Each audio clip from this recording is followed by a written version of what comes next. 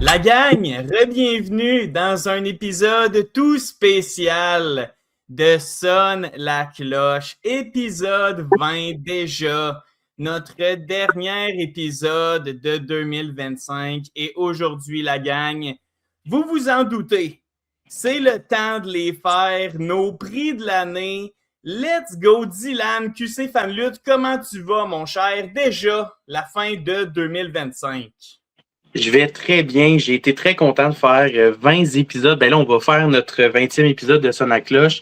J'ai adoré faire les 19e autres avec toi. Et celui-là va être très spécial. Nos prix de l'année, je pense que ça va... il va y avoir des hot takes, on va pouvoir en jaser. Puis bien sûr, j'invite les gens à commenter leur prix de l'année puis à discuter des nôtres et d'essayer de nous dire pourquoi on a raison, on n'a pas raison. C'est vraiment pour le plaisir. Il n'y a rien d'officiel. Là, on va se le dire, on a fait ça. Puis c'est vraiment juste pour le plaisir, pour qu'on parle de l'année 2025 qu'on a eue. Puis j'ai très hâte de parler de ça avec toi. Oh yes! Pour de vrai, la gang, comme Dylan vous le dit, que vous nous écoutiez n'importe où, Spotify, YouTube, peu importe, on veut vous entendre. On a vraiment regroupé là, plein de catégories. Puis là, on avait trop. Fait qu'on a dû vraiment diminuer l'entonnoir pour vraiment trouver la crème de la crème des catégories. Puis corrige-moi si je me trompe, mais ça va être un solide podcast. Là. Toutes les catégories qu'on a sont relevant. On a du stock à dire sur toutes les promotions, toutes les catégories. J'ai vraiment hâte de starter ça. Ouais, mais puis tu sais, si jamais il y a des catégories vous pensez qu'on a vraiment oublié, tu sais, c'est notre première fois, n'hésitez pas à le dire en commentaire pour essayer d'améliorer le concept parce que tu sais, on l'a fait un peu rapidement, on a pensé aux catégories qui nous venaient en tête en premier, mais après, ça se peut qu'il en manque, n'hésitez pas à nous proposer pour l'année prochaine, ça va être quoi les autres catégories, mais je pense qu'on a quand même de très bonnes catégories qui vont porter à discussion. Absolument, la gang. Mettez-vous bien, on commence ça avec nos prix de l'année. Donc, Dylan, je sonne la cloche et let's go, la gang! Okidou, on commence ça direct avec notre match de l'année. La gang, immense catégorie. Dylan, je vais te laisser commencer. Prends ton temps, prends le temps de bien expliquer. C'est une grosse catégorie, match de l'année.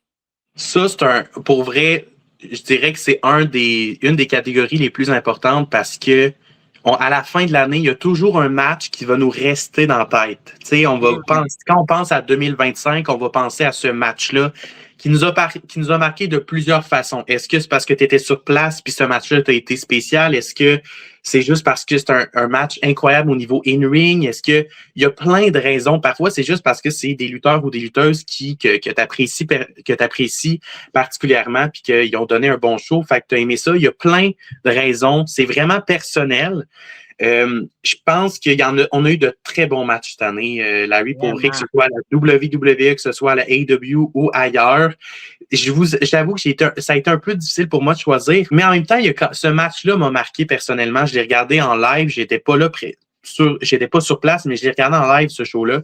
Puis je t'avoue que ce match-là, c'est le match que je vais garder en tête, que je me rappelle encore, puis c'était en début d'année. Donc, ça fait quand même quelques mois que je l'ai vu, mais quand j'ai pensé au match de l'année, j'ai pensé à celui-là. Encore une fois, c'est très personnel. On a eu de très bons matchs. Tous les matchs sont une bonne réponse, mais pour moi, le match de l'année s'est passé à Full Gear cette année. Et je parle du Steel Cage match qu'on a eu entre Kyle Fletcher et Will Ospreay.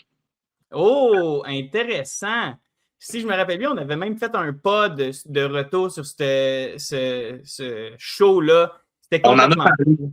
On en a parlé, puis pour moi, tu sais, il y a beaucoup de matchs qui m'ont marqué. Le John Cena et Jay Styles, puis je pourrais en nommer plusieurs, mais ce match-là, juste vous dire que je suis fan de Kyle Fletcher et de Will Ospreay. J'adore ce qu'ils font. C'est très personnel, encore une fois, mais le in-ring de ce match-là dépasse pas mal, en fait, la grande majorité des matchs de cette année. Un Steel Cage match de cette ampleur-là, il n'y en a pas eu beaucoup. L'histoire qu'il nous a racontée, on le sait, Kyle Fletcher et Will Ospreay, ils ont une belle histoire entre eux. Ils ont fait équipe là, au UK et tout. Ils ont une belle histoire. Je trouve que ça a été bien raconté. Je trouve que malgré, tu sais, il y a eu des gros spots, mais je trouve qu'on a bien pris notre temps malgré tout. On a eu des face-offs parfois. Tu sais, il y avait des gros spots. Parfois, on dit ça, AEW, il y a juste des spots. Mais non, je trouve qu'il y avait une belle histoire dans ce match-là. Et moi, quand j'ai regardé ce match-là, j'ai capoté. C'était tout un combat et pour moi, c'est le match de l'année. T'as raison, t'as raison. Ben, c'est pas mon match de l'année, mais pour vrai, ce match-là est un masterclass. Je me rappelle comme si c'était hier, tellement il m'a marqué ce combat-là. Les deux lutteurs ont perdu des espérances de vie de lutteurs, pour vrai. Là. Ils ont perdu des années dans le ring à se tuer comme ils l'ont fait pour nous. C'est marquant. Puis gros choix, pour de vrai, gros choix. Si je peux y aller du mien, j'y vais quand même dans la même promotion. Donc, ça s'est passé à la AEW. Et là, peut-être que vous allez commencer pour la première fois dans le podcast à avoir une petite tangente de ma part, mais je vous amène dans le main event de All In Texas entre Hangman Adam Page et Jon Moxley, qui, selon moi, est la fin de l'histoire de la AEW. C'est leur plus belle histoire, Hangman Page qui défait Jon Moxley, les Death Riders. Tout le monde est revenu dans ce match-là. Darby Allin du plafond, Bryan Danielson, tout le monde. Ce match-là était long.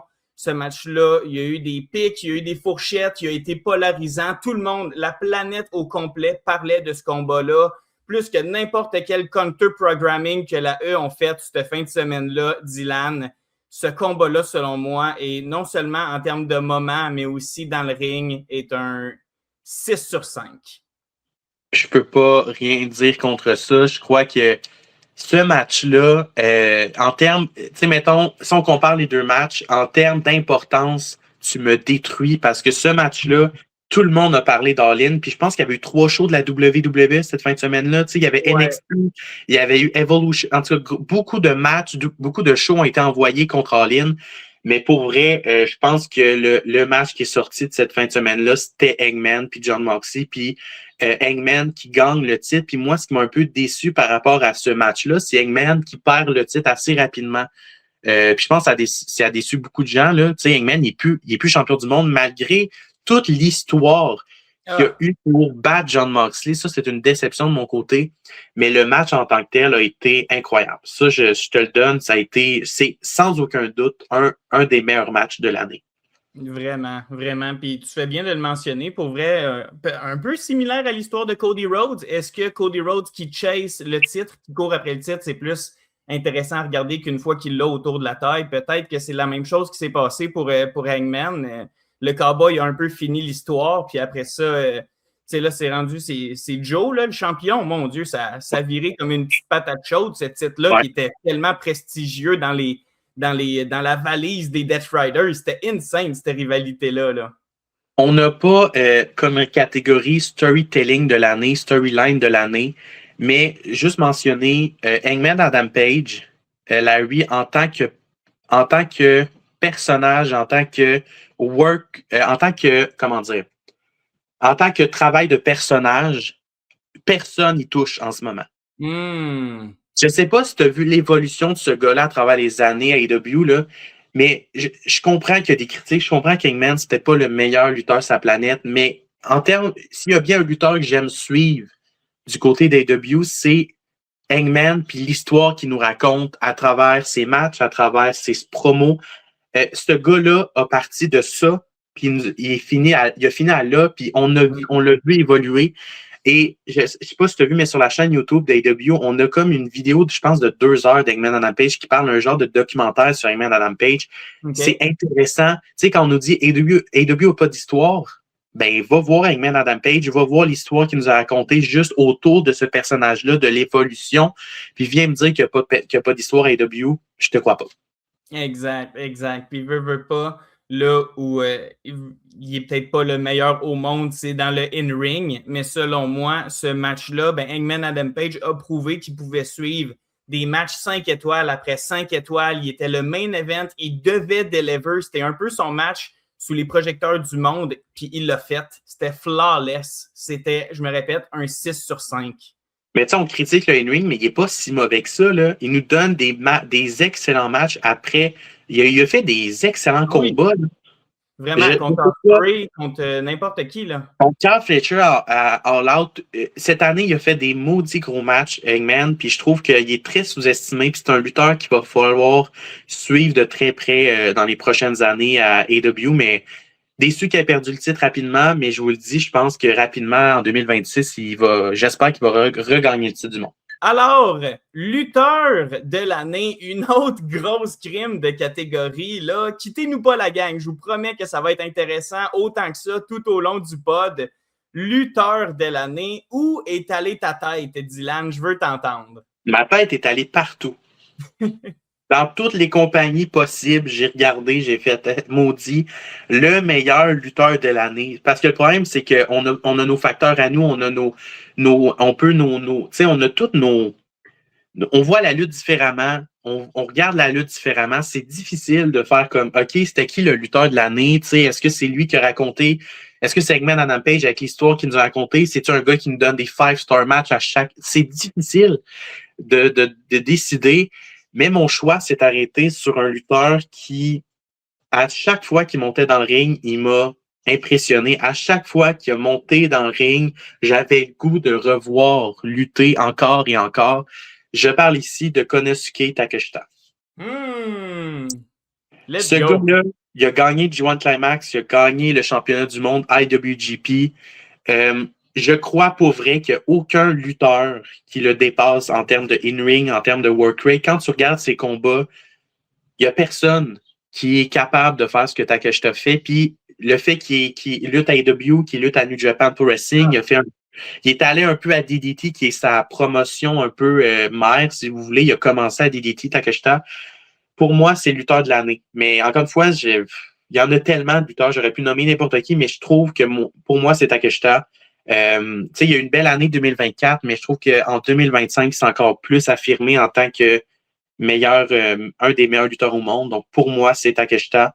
Il a fait tellement de combats. Juste faire partie du G1 Climax. Je ne sais pas si vous êtes au courant de c'est quoi le G1 Climax, mais il y a des matchs, à chaque jour, tu luttes, puis tu fais on va se dire, Takeshita a fait des 5-star matchs après 5-star matchs. Ouais. C'est difficile de faire ce que Takeshita fait. Donc, moi, c'est Konosuke Takeshita. Pour toutes ces belles raisons, sincèrement, je me suis gratté la tête. Il y a plusieurs mentions honorables sur ma liste, mais Takeshita gagne la Palme d'Or. Pour de vrai, là, ce gars-là, Dynamite Collision, partout, tu le disais, là, mais c'est à chaque semaine, ces matchs, c'est des must-watch, la gang, ça n'a aucun sens. Puis ce gars-là arrive en 2026, puis tu commençais à ouvrir le sujet, puis je vais y aller, mais en 2026, ce gars-là va être monstrueux si on lui donne des grosses belts à la AEW. Si vraiment on l'expose au maximum en Amérique du Nord, ce gars-là peut exploser. C'est complètement fou. C'est mon lutteur de l'année. Pour moi, à chaque fois qu'on lui a donné le ballon, sincèrement, c'est des touchés après touchés. Quelle grosse année de Takeshita. Il n'y a personne d'autre qui a une année comme lui, selon moi, là. Et en ce moment, ça fait des mois et des mois qu'ils nous teasent le fameux Konosuke Takeshita contre Kazuchika Okada. Mm-hmm. Si ce match-là arrive à All In l'année prochaine, c'est un peu comme le Kenny Omega contre Okada là, à All In cette année. Tous les yeux vont être rivés sur ce match-là. J'espère que ce match-là, on va nous donner encore du temps et nous le donner devant plus de 20 000 personnes en ligne parce que ça va être incroyable de voir ces deux gars-là qui sont aussi hot. Genre, Okada, un des meilleurs lutteurs japonais de l'histoire, avec Takeshita qui est aussi un des meilleurs japonais de l'histoire, un des meilleurs lutteurs de l'histoire, ça va être incroyable. Donc, j'aime qu'on prenne son temps avec ces deux gars-là et j'ai hâte qu'ils vont s'affronter, puis pourquoi pas All In, ça va être incroyable. Wow, pour vrai, j'adore ce plan-là. J'y crois. 2026, c'est son année encore plus. Fait que pour vrai, il faut les gros matchs et il faut la grosse exposure. Puis ça, c'est sincèrement le match de rêve parfait que tout le monde veut puis qui fit tellement bien à All In. Écrivez-nous, la gang, c'est qui votre lutteur masculin de l'année? Dylan et moi, on est unanime. Konosuke Takeshita, gagnant du G1, année exceptionnelle. Quelque chose à rajouter? On y va avec lutteuse. Si vous ne connaissez pas Takeshita, je vous invite à aller voir son match le 4 janvier contre Yota Tsuji au Tokyo Dome à Wrestle Kingdom. Je crois que ça va débuter bien son année, puis ça va nous dire est-ce qu'il va rester à New Japan, il va plus prier à AEW parce que là, il va défendre son titre. Ça va être intéressant. Donc, allez voir, regardez Wrestle Kingdom le 4 janvier prochain pour ne pas manquer, en fait, Takeshita faire un match de l'année comme il fait à chaque fois. Absolument. Gros show à ne pas manquer, déjà sold out au Tokyo Dome. Donc, lutteuse de l'année. Je veux t'entendre, Dylan. Vas-y, lutteuse de l'année. Ça, c'était difficile parce qu'au niveau, au niveau féminin cette année, on a eu des lutteuses, mais incroyables. On peut mentionner Toni Storm, mais pour moi, Toni Storm, son année, c'était l'année passée. On peut mentionner, Rhea Ripley, je suis désolé, depuis les dernières années, c'est difficile de la mentionner à lutteuse de l'année, je trouve, parce que oui, elle est toujours main eventeuse, mais c'est pas la Rhea Ripley qu'on a eue il y a 1 an ou 2. Tu comprends? La Ripley, pour moi, on la supprime de toutes les lutteuses qu'on a en tête. Mercedes Moné, incroyable. On en a parlé, là, c'est une des meilleures lutteuses de l'année. J'ai hésité entre elle et ma lutteuse de l'année. Cette année, pour moi, c'est Io Sky. Oh! Ouais. Parce que là, oui, j'ai pensé à Mercedes Moné, j'ai pensé à Saya Kamitani qui est à Stardom, mais au niveau d'exposure, je devais mentionner Io Sky. Je crois qu'elle mérite cette mention-là. Je crois qu'elle n'a jamais été aussi hot que maintenant, Io Sky. Parce que je trouve qu'on a, tu sais, mettons, Rhea Ripley, elle a atteint son max, selon moi, en termes de star power. Io Sky, dans les dernières années, elle monte. Et je trouve qu'avec son match contre Rhea Ripley à Evolution, son match à WrestleMania, son Triple Threat, pour moi, c'est la meilleure lutteuse au monde. Puis, elle a eu une grosse année, elle a gagné le titre du monde. Elle a gardé le titre du monde à WrestleMania, ce qui est quand même assez rare, surtout pour Io Sky.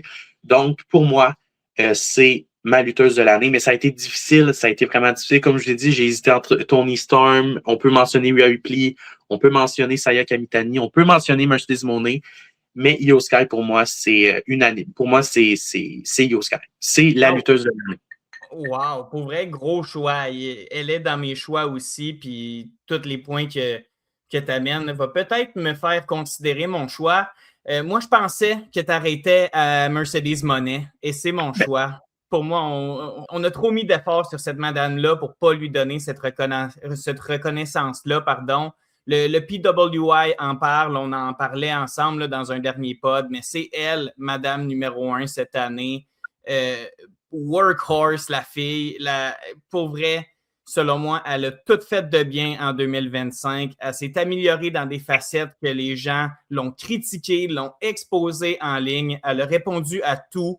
C'était une année charnière, puis Crime est allé au sommet de la montagne, selon moi. J'ai bien hâte d'entendre aussi notre gang, vu que c'est une grosse catégorie, mais Mercedes Moné. Puis je regarde aussi l'enveloppe. Je regarde aussi le gros sac de bonbons là, qu'on lui a mis tout autour d'elle, qui a de l'air délicieux. Là. Pour vrai, tous les titres, tout est tellement alléchant de cette femme-là. Son personnage, sa gimmick, moi, c'est ma lutteuse de l'année.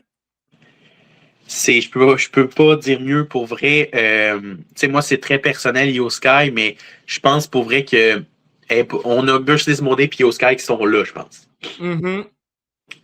Mercedes Moné, c'est sans aucun doute là, elle a PWI number one. Ça a été une grosse année pour elle. Puis moi, ce qui m'a le plus épaté chez Mercedes Moné, c'est la diversité de ses adversaires. Parce que, tu sais, Io Sky veut pas. Elle n'a pas eu cette diversité-là que Mercedes Moné a eu à cause que, bon, Io Sky ne peut pas lutter dans toutes les promotions au monde. Tandis que Mercedes Moné, elle peut aller lutter au Mexique, elle peut lutter au Japon, elle peut lutter à AEW, puis elle peut lutter sur la scène indépendante autant qu'elle veut. C'est ce qu'elle a fait. Puis elle a gagné, bon, on va se le dire, je pense au moins 13, 14, je pense qu'elle a eu, à un moment donné, elle a eu 14 titres, là. Mais bon, elle a lutté à Ring of Honor, elle est la nouvelle championne Ring of Honor. Je sais pas si c'est quel titre, là, mais en tout cas, le tellement de titres, mais elle a un titre de Ring of Honor aussi, donc c'est sûr que peut-être qu'elle va gagner les titres par équipe bientôt à Full Gear. Pas à Full Gear, excusez-moi, à World's End, elle va affronter là, Harley Cameron et Willow Nightingale pour les titres par équipe avec Athena. Est-ce qu'elle va gagner les titres par équipe féminin? À voir à World's End le 27 décembre prochain, mais pour vrai, Mercedes Moné, on ne peut pas rien dire sur elle. Ça a été incroyable cette année. Si ça, c'est pas la meilleure lutteuse de l'année, si c'est pas l'année. Parce que Nomme-moi une lutteuse qui pourrait faire autant qu'un Mercedes Moné en une année. C'est difficile. Mettons que puis surtout que c'est tellement unique la situation dans laquelle Mercedes Moné est, avec cette liberté d'aller partout là. Non, tu fais bien de le dire, pour vrai. Mais moi, ce qui me titille, puis ce qui me fait un petit peu défendre ton point d'Io Sky, puis j'y ai pensé vraiment à Io Sky, c'est que chaque match d'Io cette année, elle n'a pas manqué un. She doesn't miss. Elle n'a pas manqué un move. Elle a été crisp de A à Z. Là où je dois reprocher certaines erreurs à Monet. Donc, c'est ça. Je trouve que côté in-ring, je choisis Io Sky. Peut-être c'est un take, mais je choisis Io Sky over Mercedes Monet, purement dans le ring, mais c'est toute l'enveloppe qui me fait pencher vers Monet. Mais moi, ce que je trouve ça, je sais pas si tu as vu le podcast avec Io Sky, avec CVV, mais elle a dit qu'elle a juste le in-ring parce que dans un monde WWE, elle ne peut pas faire une promo de 5-10 minutes comme Mercedes peut faire à la AEW, tu comprends? Elle n'a pas cette capacité-là à cause de la barrière langagière, mais aussi la WWE, ils vont jamais donner un micro. Puis lui donner 5-10 minutes. Tandis que Mercedes Moné, elle a pu faire des promos. C'est comme deux mondes différents, tu comprends? Fait que c'est pour ça que c'est difficile à comparer les deux. Mais Io Sky, en termes de ce qu'elle a pu faire, le in-ring, tous les matchs qu'elle nous a donnés, elle nous a donné les matchs de l'année. Elle a été, je trouve, très importante. C'est sûrement la lutteuse la plus importante dans le roster féminin WWE. Si on a des matchs de 15-20 minutes féminins, si on a des matchs aussi bons, si on met l'accent sur les femmes à la WWE, Io Sky en est une raison. Si on n'avait pas ce talent-là, qu'est-ce que tu veux que la WWE fasse? On ne peut pas avoir des 5-star matchs avec des lutteuses comme Ivy Nile ou Maxime Dupree. On a besoin d'une Io Sky qui va tenir cette division féminine-là sur ses épaules. Très bien dit, très bien dit. Puis on en parlait, t'en parlais un peu plus tôt, mais elle a eu les titres aussi pour le prouver tout au long de l'année. Les gros moments également, les grosses victoires. Pour vrai, Io Sky est un très bon choix. Tout comme le mien, Mercedes Monet. Donc, la gang, dans les commentaires, on veut vous entendre. Qui est votre lutteuse de l'année? On poursuit avec équipe masculine ou féminine. On est ouvert à tout de l'année. Dylan, qui est ton équipe de l'année? Oh, ça a été difficile quand même, là, parce que je trouve qu'au niveau tag team, dans les dernières années, ça a été plutôt difficile. On a des bonnes équipes, mais à dire que on a je sais pas, au niveau WWE, on dirait qu'on n'en a rien à foutre des titres par équipe. Donc, c'est difficile d'avoir une équipe qui a de l'allure, qui fait des très bons matchs à chaque semaine, qui est quand même, puis je parle de toute l'année, là, je parle pas juste d'AJ Styles puis Dragon Lee qu'on a vu quelques mois, je parle d'une vraie équipe. Donc, c'est difficile de donner, là, c'est pour ça que moi, j'ai pensé au féminin aussi. Donc, j'ai pensé, je veux juste mentionner Alexa Bliss et Charlotte Flair.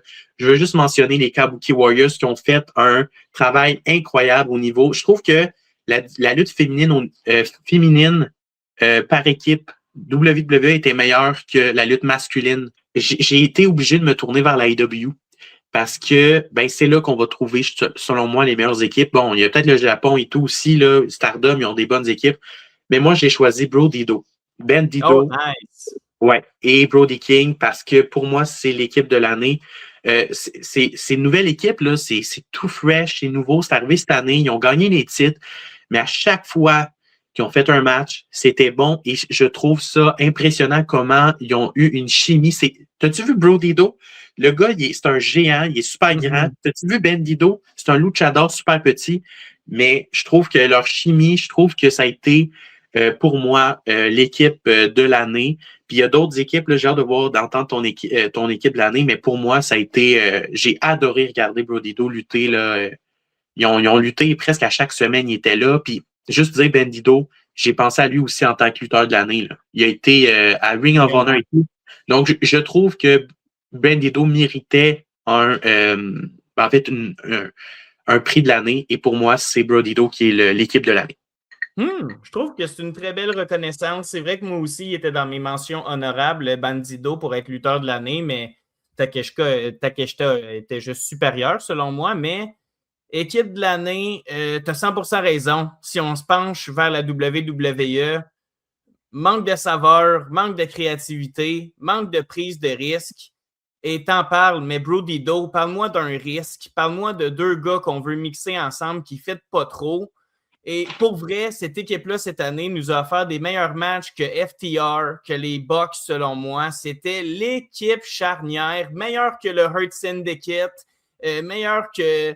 Ben, c'est tough, meilleur que Mike Bailey et Jet Speed. Donc, pour vrai, selon moi, purement dans le ring, tu regardes équipe. Ces deux gars-là étaient à nous faire rêver. Allez voir du Brody Doe, la gang, vous allez capoter. That's tag team wrestling, selon moi. Ouais. Donc, pour toi, c'est eux autres aussi l'équipe de l'année? 100%. Je pense qu'il y a aussi une équipe qu'il faut mentionner. Je ne sais pas, toi, tu sais, pourquoi on ne l'a pas choisi. Je pense qu'on peut en discuter. Mais les Hardy Boys ont eu toute une année. Tu sais, je sais, moi, je le sais qu'ils ont une grosse année, là. Au niveau de TNA, ils ont gagné les titres TNA par équipe, les titres de NXT. Ils ont lutté un peu partout. Mais tu sais, ça reste les Hardy Boys. Pour moi, Brody Doe, en termes, comme tu as dit, on prend un risque, on met deux gars ensemble. Puis tu sais, il paraît que c'est deux très bons amis. Ils se connaissent depuis des années, eux autres, mais c'est pas pour rien qu'on a une chimie dans le ring. Mais je trouve que en termes de... Tu sais, je veux dire, Hardy Boys contre le Dark State, là, pour moi, c'est un des pires matchs de l'année, là. Oui. Donc, c'est sûr que Brody Doe, j'ai pas de pire match en tête. En termes de in-ring, je me tourne vers Brody Doe. Puis ils ont gagné les titres par équipe AEW aussi. Donc, pour moi, ils sont au-delà de Hardy Boys cette année. Mais effectivement, les Hardy Boys ont eu aussi une très bonne année. Mais pour moi, Brody Doe sont vraiment là, au top, contrairement à Hardy Boys. Effectivement, tu fais très bien de le mentionner parce que je les ai vus passer, les Hardy Boys. Mais c'est ça, c'est selon moi, c'est en ligne, c'est trop de moments. Tu sais, t'en parlais, là, c'est des matchs moyens, c'est des botches. Je vous ramène aussi leur match, je ne sais pas trop si c'était retraite contre retraite, mais contre Boba et Devon, c'était dégueulasse. J'en sais pour ces raisons-là. Tu regardes ce match-là, puis tu ne peux pas dire « That's my team of the year right there ». C'est ça. Donc, je pense que en termes, mettons, d'accomplissement, Hardy Boys ont fait quelque chose d'incroyable, mais si on parle plutôt in-ring, puis vraiment chimie, puis je pense vraiment que Brody Doe ont été l'équipe de l'année, sans aucun doute. J'aime ça. On enchaîne avec Pay-Per-View ou PLE de l'année, donc gros gala de l'année.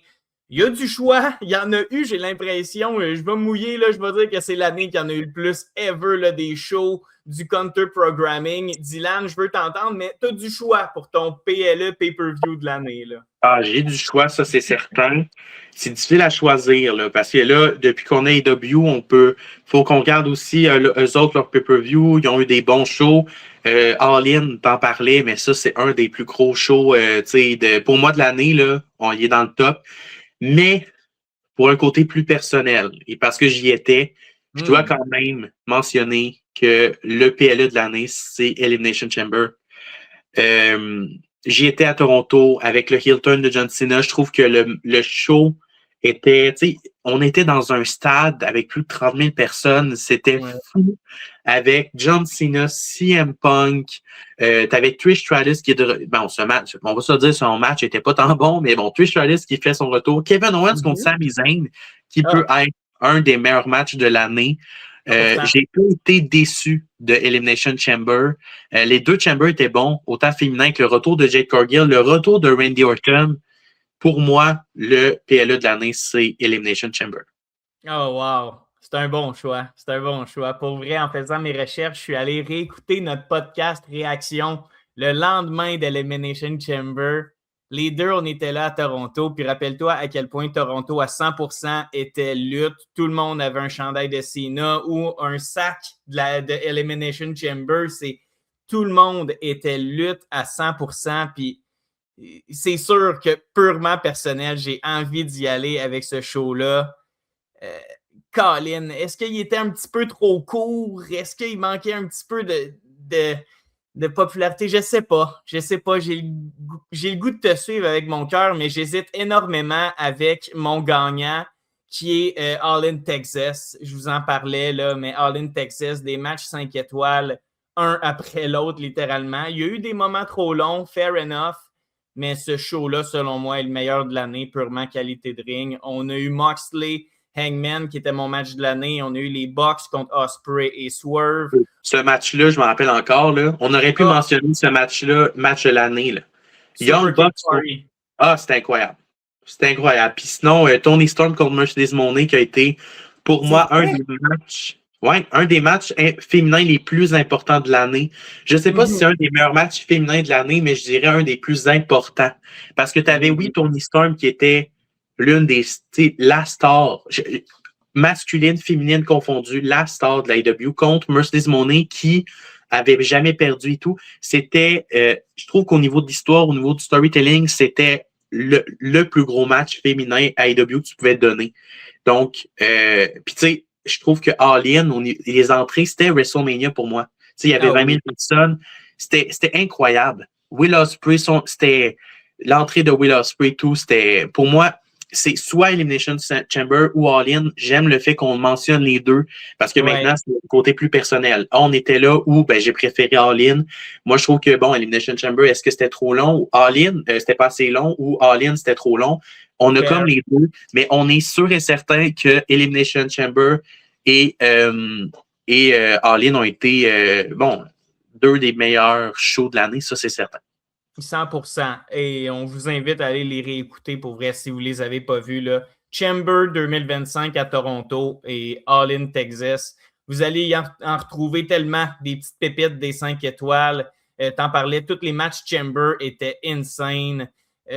Puis la majorité des matchs à All In Texas aussi l'étaient. 2 foules survoltées, des feux d'artifice dans les 2 shows. 2 très bons choix, mon Dylan. On y va avec ce qui est probablement la catégorie la catégorie la plus difficile pour moi. Recrue de l'année. J'ai fait mes recherches, j'ai eu un peu de difficulté, puis tu sais, on n'a pas vraiment on s'est pas dit des choses à suivre. On n'a pas dit qu'il faut que le lutteur il ait moins de 2 ans d'expérience ou quoi que ce soit. Rookie de l'année, on va juste s'expliquer, puis on va être d'accord, là. On va essayer de s'expliquer pourquoi c'est le Rookie de l'année. Là, on n'a pas rien préparé, on n'a pas d'une liste de choses à suivre, mais je pense que ça va être intéressant d'en parler. Peut-être qu'on a le même Rookie de l'année, on va voir. Bien sûr, ça peut être autant féminin que masculin. Puis j'ai hâte d'entendre le tien. Tu veux-tu commencer cette fois-ci? Absolument, ça me ferait plaisir d'y aller. Mon Dieu, j'ai dû faire mes recherches, j'ai dû écouter des podcasts, me creuser les méninges, découvrir aussi qui avait commencé cette année. Il y a du choix, mais il n'y avait pas de choix. Donc, selon moi, quelqu'un qui est recrue de l'année, je vais y aller Kendall Gray. Ça, je suis sûr que c'est une recrue du côté de NXT. Pour moi, c'est une révélation c'est dommage qu'on n'ait pas vu une année complète parce qu'elle aurait été unanime, selon moi, sur bien des listes. C'est une catégorie difficile, on le sait, mais celle-là, elle venait la cocher. C'est une fille qui était comme « What the hell? T'étais où tout ce temps? » Puis un poisson dans l'eau à NXT, Dylan, là, tu peux confirmer? Oui, elle a fait le Iron Survivor match. Elle a gagné ce match-là et je vous rappelle qu'elle va avoir une chance au titre féminin de NXT en début d'année. Est-ce qu'elle va remporter ce match et devenir la nouvelle championne? Elle va affronter Jacy Jayne. Est-ce qu'elle va vraiment surprendre tout le monde et devenir à la fois championne Evolve et championne de NXT? C'est à voir à New Year's Evolve. Mais pour vrai, toi, ce que tu as fait, tu as vraiment respecter c'est quoi une rookie parce que moi, tu vas voir, j'ai pas respecté c'est quoi un rookie. C'est parfait. Tu vas voir, parce que moi, j'ai fait mes recherches, puis tu sais, j'ai pensé aussi à Jackson Drake, je pense, de Evolve. J'avais pensé à lui, à Evolve, qui je trouve qui a été est incroyable. Je pense qu'il va aller loin, ce gars-là. Mais moi, je n'ai pas suivi ça. J'ai dit Jivon Evans. Ah, gros pic. Et pourquoi? Parce que ce gars-là, on se rappelle, il était sur la scène indépendante. Je vais dire pourquoi c'est un rookie, parce que ils viennent d'arriver dans le système WWE en moins, tu sais, ça fait à peine 2 ans, là. Ça fait peut-être moins que ça, mais ça fait à peine 2 ans qu'il est dans le système WWE. On le voit déjà à SmackDown. on peut quand même dire que c'est un rookie. Là. Il commence dans le système. Je comprends qu'il lutte depuis plusieurs années déjà, puis il est super jeune. Il a commencé vraiment jeune, mais c'est comme la première fois que les gens le voient. Tu sais, la scène indépendante, c'est pas tout le monde qui regarde ça, mais là, on voit Javon Evans, il a à peine 20, tu sais, il a 21 ans à peine. Il est super jeune. Ça reste un rookie à mes yeux, même si ça fait presque plus, ça fait tellement longtemps qu'il lutte malgré ça, mais il a commencé tellement jeune, mais pour moi, c'est le lutteur à regarder dans les prochaines années. Puis là, il monte à SmackDown. Récemment, là, il a commencé à monter à SmackDown. Il y a des rumeurs qui disent qu'il va être à SmackDown dans les prochains mois. Donc, pour moi, ça va être va falloir le regarder de très près. Puis, je pense que, tu sais, toi, tu as vraiment une réponse très... c'est vraiment une rookie.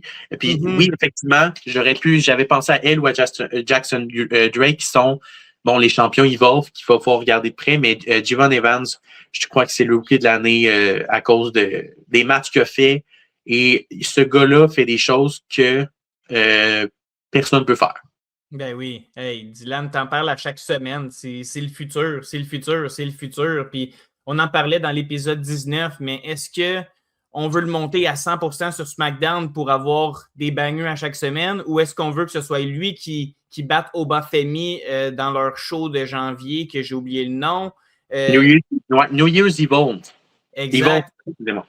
Javon Evans, je te confirme, ne sera plus une recrue à partir de quelques semaines. Là. Il s'en vient sur le main roster, donc très gros choix. 2025, là, si on dit que c'est une recrue, c'est une des plus hot, ça c'est sûr et certain. Ouais, puis tu sais, il est encore très jeune. Tu sais, absolument, une recrue, c'est que il est dans, tu sais, il lutte pas depuis, il lutte à peine depuis 1 an ou 2, comme Kendall Gray a dit, ou même Jackson Drake. Mais pour moi, vu que c'est le système WWE, vu qu'il commence dans ce système-là, puis sur on va se dire la grande scène, là, il arrive à SmackDown, il va rester un rookie, il va y rester jeune, on va le montrer comme un underdog, c'est sûr à 100%. Maintenant, est-ce que tu le fais gagner le titre à New Year's Evil ou tu l'envoies à SmackDown sans le titre? Là, c'est à voir en début d'année qu'est-ce qu'ils vont faire avec lui.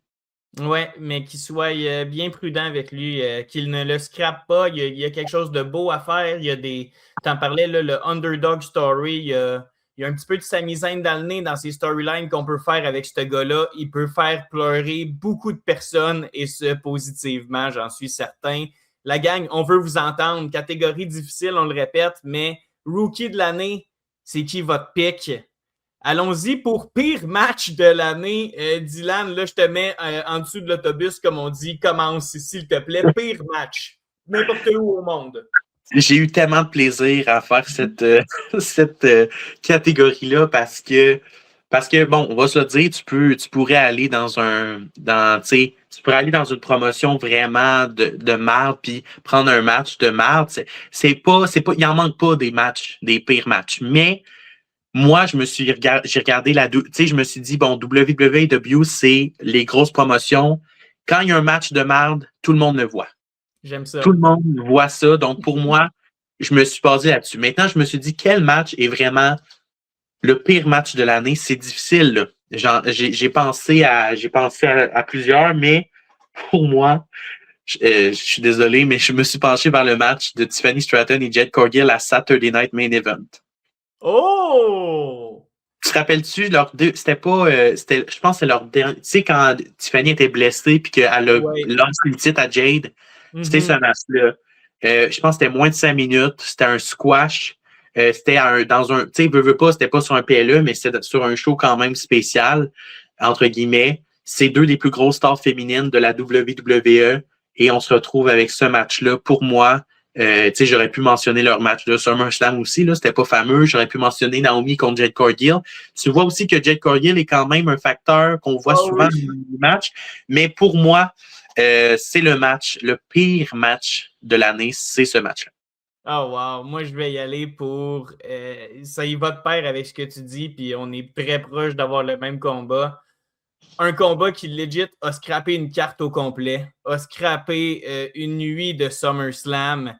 Jade Tiffy à SummerSlam, c'est criminel. C'était ton gros match féminin de la soirée. T'as peur d'aller en haut de 7 minutes pour ces filles-là. Ils sont pas capables. C'est Ils sont ça. pas capables. Ben, ça n'a pas de sens. Puis t'en parlais que, tu sais, tout le monde va le voir si c'est à Raw, SmackDown, peu importe. Là, c'est à freaking SummerSlam. Je faisais un party avec mes amis Dylan, puis quand ça est arrivé dans mon écran, j'ai dit c'est mon pire match de l'année. Je le savais, écoute, en juin, juillet passé. Là. Oh mon Dieu, OK. Fait que toi, c'était pas difficile à trouver, là. Pantoute. Quittons les déceptions et partons, oui, vers quelque chose qui nous a fait rêver. Meilleure rivalité de l'année. Mon Dieu, qu'on avait de l'option. Il y en a eu de la rivalité cette année. Des longues, des courtes, des tag teams, des... je veux t'entendre. On en a eu, c'est sûr que c'était pas tout le temps des bonnes rivalités, tu sais, c'est pas parce que c'est long que c'est bon nécessairement. Mais moi, je me suis penché vers une rivalité WWE qui a été très importante dans les derniers mois, cette année. Tu sais, c'est une rivalité qui, moi, j'aime les rivalités qui sont sur un long terme, du rivalité qui. Puis tu sais, je suis un peu tanné là, des rivalités de genre WWE, ce qu'ils font en ce moment, c'est genre hey, on se chicane en backstage, puis là, on a un brawl, puis c'est juste ça. Je fais référence à Aleister Black contre Damien Priest en passant. Là. Mais tu sais, oui. le genre de rivalité-là qu'on n'a aucune profondeur, on n'a rien qui est raconté, juste des gars qui se frappent, puis il n'y a aucune, rien d'autre. Ça, je trouve ça vraiment plate. Fait que là, je me suis creusé la tête, j'ai dit, bon, OK, une rivalité qui n'a pas ça, Je suis allé vers CM Punk contre Seth Rollins. La rivalité infinie. Ouais, c'est ça, cette rivalité-là. C'est ça, cette rivalité-là qu'on pourrait garder encore pendant des années. Ça va fonctionner encore. Puis tu sais, on a eu un match à WrestleMania, le Triple Threat avec Roman Reigns. On a eu des très bonnes promos de CM Punk. Puis moi, un des meilleurs moments de l'année, c'est Seth qui arrive qui va cash in. Pour moi, c'est un des meilleurs moments de cette année. Puis ça fait partie de la rivalité. Puis ces deux gars-là peuvent être en rivalité pendant encore des années. J'ai l'impression que, tu sais, on a vu Unreal et tout. Mais ce que j'aime, c'est qu'on a l'impression que ces deux gars-là se détestent pour vrai. Tu sais, c'est rare, ce genre de sentiment-là que t'es genre, est-ce qu'ils se détestent pour vrai ou est-ce que c'est vraiment de la vraie hate qu'ils ont en backstage? Puis ça, je me suis posé souvent la question si ces gars-là s'aimaient pas pour vrai. Tu sais, juste au début, quand CM Punk a fait son retour il y a quelques années à la WWE, puis que Seth, il était vraiment fâché qu'il fasse son retour. Tout que c'était vrai, là, le clip de lui qui criait. Là. C'est ça. Moi, j'ai trouvé que c'était du génie faire ça. Puis que finalement, le fait que Seth veuille rejeter CM Punk de la WWE, puis qu'il disait comme là, j'ai gardé. C'est vrai que Seth, là, pendant les dernières années, il a vraiment carry la WWE sur ses épaules, puis que tu as CM Punk qui, lui, problème d'ego, problème de comportement, s'en va, il revient, s'en va à AEW, gros problème qui se passe, il revient. Tu sais, pour moi, tout ça, c'est un équilibre entre la réalité puis le storytelling. Donc, pour moi, ça a été l'année, ça a été la rivalité de l'année. Ben oui, puis t'en parlais, là, Punk, problème d'ego, mais revient. Puis finalement, ça va tellement bien pour Punk qu'on est même capable de ramener, par le biais de cette rivalité-là contre Seth, sa femme AJ Lee. C'est comme, il y a tellement eu de couches différentes à la rivalité Seth contre Punk. Je vous ramène le premier Monday Night Raw de l'année, le premier sur Netflix. C'était ça notre main event. C'était Punk contre Seth qui devait divertir le nouveau monde sur Netflix pour la toute première fois. Puis c'était un banger. Je te suis. Punk contre Seth, c'est ma rivalité de l'année. Ça nous a permis de voir AJ Lee pour... C'était ce que c'était à WrestlePalooza, mais personne ne peut me dire que le pop n'était pas crissement légendaire. Donc, pour vrai, cette rivalité-là, t'en parlais, la ruse du siècle maintenant avec le manteau, lance la béquille. Mon Dieu, pour vrai, cette rivalité-là a duré, dure et va continuer à durer. C'est ma rivalité de l'année, CM Punk contre Seth Rollins. J'ai hâte de voir quand Seth va faire son retour. Là, il est blessé avec la Vision et tout. CM Punk est champion du monde. Est-ce que CM Punk va perdre le titre contre Braun Breaker le 5 janvier prochain à Raw? En passant à Go Raw le 5 janvier, là, on a combien de titres en jeu? J'en ai, je pense, au moins 4-5 titres en jeu. Là, tous les titres sont en jeu à Raw le 5 janvier. Ça va être vraiment intéressant à regarder. Mais j'ai hâte de voir quand Seth va revenir. Cette histoire-là, tu sais, pour moi, Seth contre CM Punk, on pourrait le revoir à WrestleMania l'année prochaine, ça ne me dérangerait pas. C'est la rivalité. Sami KO, par exemple, c'est un match qu'on pourrait avoir sans arrêt puis on se tannerait pas. Seth, CM Punk, on sait que dans le ring, ça va bien. Leurs promos sont toujours incroyables. CM Punk, c'est un des meilleurs promos. Vraiment. C'est pas le meilleur au monde. Fait que pour moi, je me tannerais jamais de voir ces deux gars-là saillir. Donc, pour moi, c'est 100% la rivalité de l'année. Eh bien, on s'entend et pour vrai, je vais donner une mention honorable à Hangman Adam Page contre les Death Riders qui a quand même carry la AEW. On pense à John Cena, Cody Rhodes aussi, qui a été quand même assez charnière. Sinon, rapidement comme ça, MJF puis Mystico, là. Ah, ben oui! Quel bon flash! Ouais, cette rivalité-là, je pense qu'elle était importante. C'est allé jusqu'au Mexique. Là. MJF, il est allé au Mexique pour lutter contre Mystico. Le lendemain, il est allé à Toronto. MJF, aussi, gros coup de cœur cette année pour MJF. Là. Malheureusement, il n'a pas été là toute l'année là, parce qu'il aurait pu être nommé comme lutteur de l'année, mais Mystico puis MJF, grosse rivalité qui attirait tellement la foule du côté du Mexique. On l'a vu aussi à All In, donc. Prochaine catégorie, pire lutteur. Donc là, Dylan, je veux ton choix de pire lutteur, mais aussi sur quoi tu t'es basé pour dire que celui-là, c'est le pire lutteur masculin de 2025? Moi, je me base, quand je dis pire lutteur, c'est sûr que je pense au booking de genre, je regarde les lutteurs, premièrement, qui sont au top des grosses compagnies, puis selon ce qu'on donne, sont-ils capables de livrer la marchandise? OK. Ça, c'est ce que je me fie. Mettons, parce qu'on pourrait se baser encore une fois sur des petites compagnies de marde puis dire que le pire lutteur, c'est. Mais là, je me base sur la WWE ou la AEW, c'est les plus grosses compagnies de lutte au monde en ce moment, avec la New Japan Pro Wrestling. Selon ce qu'on te donne, selon des championnats, selon des grosses victoires, selon le nombre de matchs qu'on te donne, de main event, est-ce que tu es capable de livrer la marchandise? Est-ce que tu es capable de redonner ce qu'on te donne, en fait? Et moi, c'est clair. Je suis désolé, là, si tu portes son chandail, mais je suis désolé. Mais Jey Uso, pour moi, est le pire lutteur de l'année. Ah, ben, Dylan. Je m'excuse. Mais pour moi, il a remporté le Rumble. Oui. Il n'a pas su capitaliser là-dessus. Il a gagné le titre à WrestleMania. C'était même pas un bon match contre Gunther, pour moi. Ses promos, c'est quoi qu'il dit dans ses promos? Il raconte pas avant Mania, là. Ses promos avant Mania, ça s'est dégonflé comme une ballonne. Il est arrivé à Mania, plus aucun hype. Je me rappelle de sa promo qu'il avait faite super sérieuse avant WrestleMania. Puis j'étais genre, OK, à WrestleMania, c'est quoi, il va arriver, puis il n'y aura pas de Yeet, puis ça va être Jey Uso super sérieux. Il est arrivé avec le Yeet, on a commencé WrestleMania de cette façon-là. Je pense au moment où, dans des matchs comme pour vrai, je pense que la goutte qui a fait déborder le vase, c'est les War Games quand il a fait rejouer la toune. Pendant le War Games, pour vrai, pour moi, c'est Jey Uso. Il n'y a personne qui a eu le booking qu'on lui a donné cette année, et qui n'a pas livré la marchandise autant.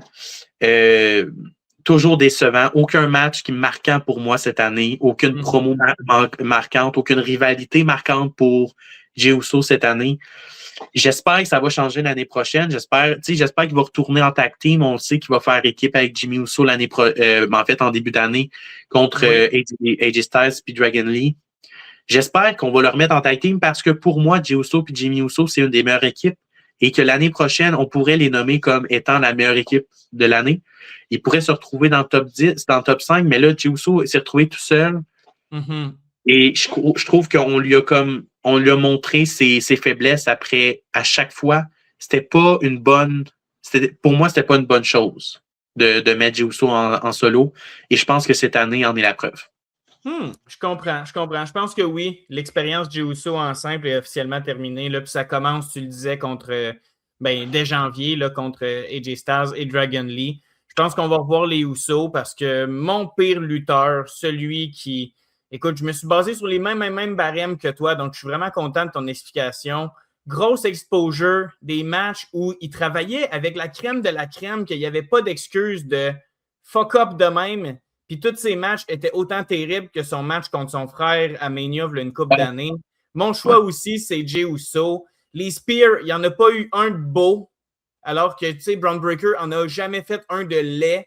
C'est comme Jey Uso n'a aucune capacité à worker en solo. Son stamina, j'ai pas le mot en français, mais son stamina s'est pas amélioré. Quand Triple H lui a dit améliore ton stamina, mon gars, parce que sinon tu t'offres pas, tu seras pas la star. Ben, crime, c'est une déception. Tous ses combats n'ont pas été bons. Puis je te rejoins. Moi, Monsieur Yates, j'ai acheté son chandail à Toronto, justement. Il en restait plus beaucoup. C'était une grosse star. Ah, je pense que c'est fini, le hype Jey Uso. Ben, tu sais, puis on l'a vu, je pense que Yeet, ça commence un peu à s'essouffler.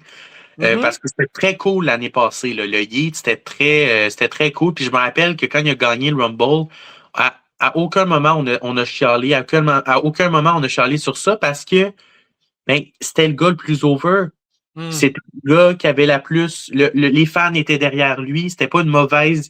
C'était pas une mauvaise idée de donner le Rumble, mais en même temps, je pense que la E a remarqué qu'après ça, il n'était pas capable de suivre.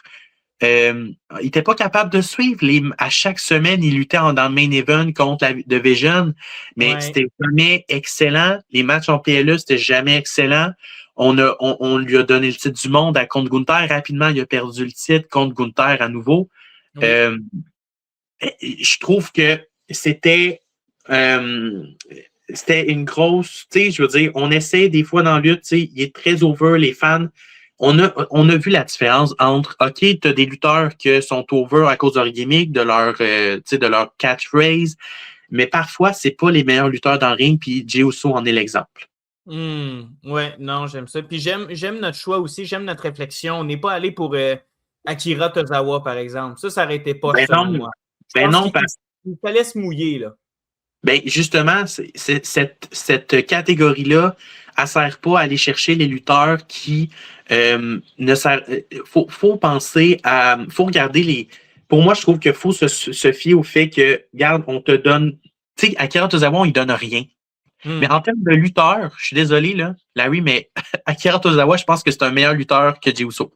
Oh! En termes de lutte, ce gars-là, si tu l'as vu à Tour 5 Live, si tu l'as vu à NXT, il a fait des meilleurs matchs que Jey Uso. Je te le confirme. Fait que Akira Tozawa, c'est pas le pire lutteur. Le pire lutteur, on lui a pas. Puis maintenant, est-ce que si tu donnes le même booking à Akira Tozawa, il va pouvoir. Mais là, Jey Uso, on lui a donné tellement, mais tellement cette année, puis il a vraiment pas. Mais tu sais, s'il avait resté en équipe avec Jimmy Uso, je te confirme qu'il n'y aurait pas eu le pire lutteur de l'année. Fait que, en tout cas. Pour moi, Jey Uso, pire lutteur. Très intéressant, je te rejoins là-dessus. Allons-y du côté féminin. Pire lutteuse, et je vais commencer parce qu'il y a quelque chose qui a été récurrent cette année. C'est lorsque j'ouvrais mon Instagram, mon X, Twitter, whatever, mon Facebook, je voyais une madame en particulier faire botch après botch, semaine après semaine. Et sincèrement, ma pire lutteuse de l'année, je veux le dire, Julia Hart, straight à poubelle. Sincèrement, là. Oh my God, je pensais pas que tu allais aller là.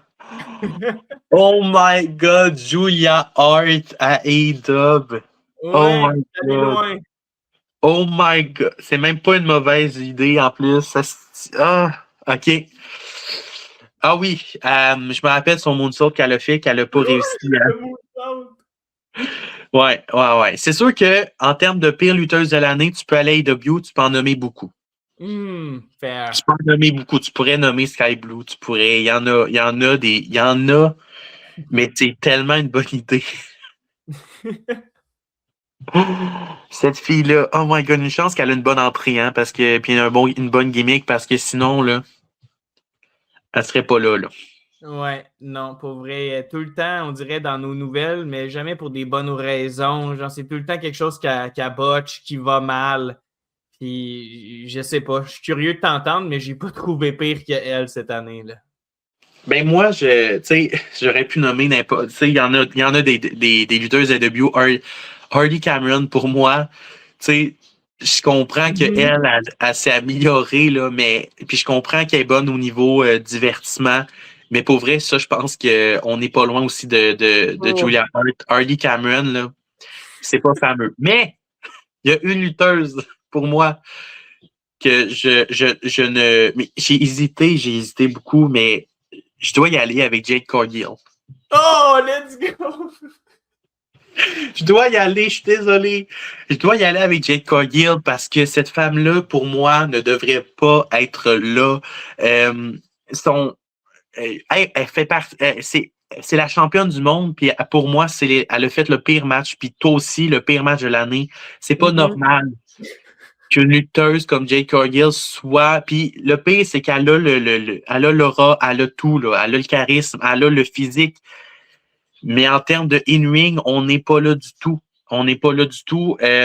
Son match contre Tiffany à Saturday Night Main Event, c'est dégueulasse. À SummerSlam aussi. À WrestleMania contre Naomi, c'était dégueulasse. Puis tu sais, j'ai hésité aussi. J'aurais pu nommer Tiffany Stratton aussi. Là. Je suis désolé, là. Mais bon, j'ai été gentil. Elle est pas si pire, contrairement à Jade Cargill. Mais tu m'as fait rire avec Julia Hart. Mais ouais, pour moi, Jade Cargill, c'est la pire lutteuse de l'année. Puis là, en ce moment, elle est championne du monde. Puis ce qu'elle fait, c'est lutter contre Mia Yim en weekly. Contre... j'aurais pu nommer B-Fab aussi. Aussi, j'avoue. Il y en a. Mais B-Fab, j'aurais pu la nommer. Mais tu sais, on aurait pu nommer Maxine Dupree. Mais bon, elle s'entraîne fort. Et elle s'entraîne au dojo. Elle est bonne. Mais non, pour vrai, Julia Hart, Jade Cargill, moi, je suis très, très content de nos choix. Très bon choix, Jade Cargill. Puis tu gardes aussi tes barèmes du pire lutteur qui devait avoir eu un exposure. On s'entend, Jade Cargill, tu n'as pas eu plus lui mettre un jetpack dans le dos. Crime, elle est la meneuse de la division à SmackDown, division féminine. Là, fait que c'est un excellent choix. Elle n'a rien fait de bon cette année. Puis c'est dans les filles qu'on a le plus vues. Ben, c'est pour ça que je voulais pas. Tu sais, il y en a des lutteuses AEW qui sont pires que Jane, mais je voulais quand même rester comme les hommes, de genre, OK, en termes de. Je regarde les lutteuses qui sont le plus mises de l'avant. Puis, tu sais, si au pire, elles sont toutes bonnes, j'aurais baissé un peu, là. J'aurais baissé j'aurais pu voir ailleurs, mais dans la mid-card, par exemple. Mais là, dans le main event, Jade Cargill, pour moi, tu sais, pour moi, c'était la pire lutteuse. J'aime ça. Très bon choix, la gang. On veut vous entendre dans les commentaires. C'est qui vos pires lutteurs masculins, féminins de l'année? Allons-y pour le meilleur heel de l'année. Il y a du choix. Il y a eu des gros heels cette année. Je veux t'entendre. T'es allé dans quelle promotion? T'es allé vers qui? Et mon Dieu, Larry, je pense que tu vas aimer ma réponse. Vas-y donc. Là, tu vas aimer ma réponse. Je pense que tu n'es pas prêt à ce que je vais dire. Moi, j'ai décidé de ne pas y aller avec un lutteur. OK? Parce que heel de l'année, c'est assez large. Tu sais, oui, on peut parler de Dominique Mysterio, on peut parler de MJF, on peut parler de ces lutteurs-là qui sont incroyables dans ce qu'ils font. Puis, tu sais, Dominique Mysterio, pour moi, en termes de lutteur, c'est le heel de l'année. Mais je voulais mentionner quelqu'un qui, selon moi, mérite mieux ce prix et j'ai nommé Triple H. Oh my God, Dylan! Hostie, c'est bon! Hostie, s'il y a un gars que je déteste le plus en ce moment dans la lutte, c'est lui. Foirer le fameux la tournée d'adieu de John Cena, il l'a fait. Oui. En fait, s'allier à l'Arabie Saoudite, un pays qui, on va se le dire, les droits des femmes, on met ça où je pense. Pour moi, c'est pas des valeurs qui me rejoignent, mais pas du tout. Puis je trouve que Triple H, c'est le heel de l'année. Les prix pour assister à des shows sont tellement... je sais pas si ça a un lien avec Triple H, mais bref, les prix sont trop chers. Pour moi, il a commencé cette année, Triple H, avec le babyface de l'année avec « Hey, Vince est parti, on va commencer dans une nouvelle ère. » Hey, c'est maudit promo à la fin des chaque PLE pour dire « Hey, c'est une nouvelle ère à la WWE. » C'était comme quand Tony Khan disait, quand il dit genre « Hey, j'ai une grande annonce la semaine prochaine. » Tu sais, c'était la même affaire. Là, on commence une nouvelle ère, puis il n'y a rien qui change dans sa fucking compagnie. Aucune rivalité ne change. C'est la même fucking affaire à chaque Raw, à chaque semaine, à chaque SmackDown. C'est la même affaire. Pour moi, il termine le heel de l'année, puis avec l'affaire de John Cena, ça m'a mis très amer par rapport à ça, avec les fans qui nous ont crié.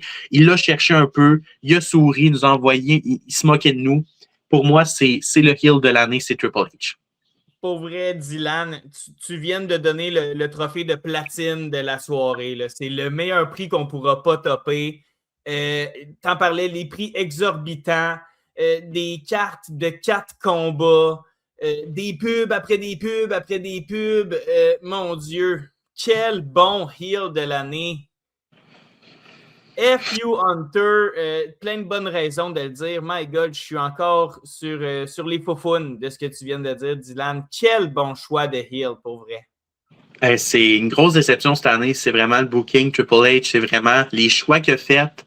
Le Rumble en Arabie Saoudite, WrestleMania en Arabie Saoudite. Larry, c'est pas, ça n'a pas d'allure que tu fasses ça pour vrai, là. Genre, aller en Arabie Saoudite, s'allier à ce pays-là, je comprends pas. S'allier à un pays comme ça me met à terre. Puis je pense qu'il méritait heel de l'année, Triple H.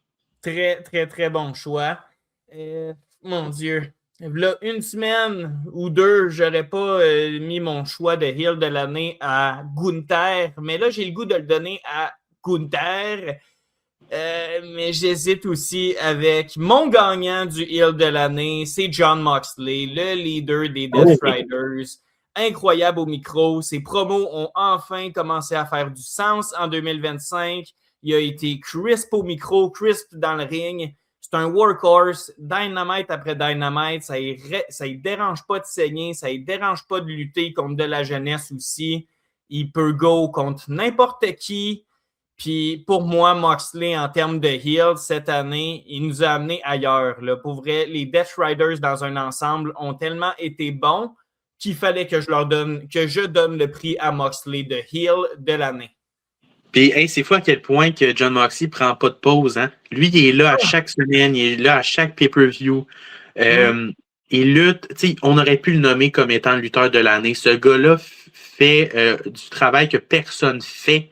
Puis tu sais, il aurait pu être nommé lutteur de l'année, mais moi je l'ai donné à Takeshita juste parce que bon, en termes de in-ring, tu sais, moi je suis moins fan de hardcore wrestling par exemple, que mettons de la bonne lutte. Fait que c'est pour ça, mais Jon Moxley, tu sais, on n'a pas toujours. Moi, ce que j'aime avec heel de l'année, c'est que tu sais, j'aurais pu nommer Dominic Mysterio, on aurait pu nommer MJF, mais le petit affaire qui fait le changement, pourquoi c'est pas eux, c'est que Dominic Mysterio, il a déjà été applaudi et apprécié, souvent même. Tu sais, quand il a gagné le titre à WrestleMania, pour moi, ce qui fait la différence, c'est que un heel ne devrait pas être applaudi ou adoré. MJF, malheureusement, est tellement bon dans ce qu'il fait que parfois, tu sais, il a fait son retour récemment pour World's End. Il y a eu un gros pop. Jon Moxley, il n'a jamais été applaudi ou apprécié, peut-être dans un match parce qu'il était le face du match, mais sinon, il a toujours été détesté, il a toujours été hué, il n'a jamais été apprécié, puis il y a même eu des critiques parfois, Jon Moxley. Donc, pour moi, c'est le heel de l'année. Excuse-moi, pour moi, c'est Triple H, mais c'est un des heels de l'année à cause de comment il lutte. Hey, le monde, là, le monde déteste comment il lutte. Il est hardcore, il reste là-dedans malgré les critiques. Puis moi, j'aime ça. C'est un des heels de l'année, ça, c'est certain. T'en parlais, il prend pas de pause. Il pourrait, je sais pas, moins lutter, devenir ce que Chris Jericho est devenu aussi. Donc, moins lutter, on le voit moins souvent, mais non. Il est dans les grosses rivalités. Il se tue contre Darby Allin semaine après semaine. Il se tue contre n'importe qui. C'est incroyable. Pour moi, il est tout. Puis il est sincèrement la chose la plus importante à la AEW parce qu'un heel comme lui, qui est capable de faire pousser des babyface comme ça, de fou, puis on l'a vu dans le Anarchy in the Arena, on l'a vu dans le Blood and Guts.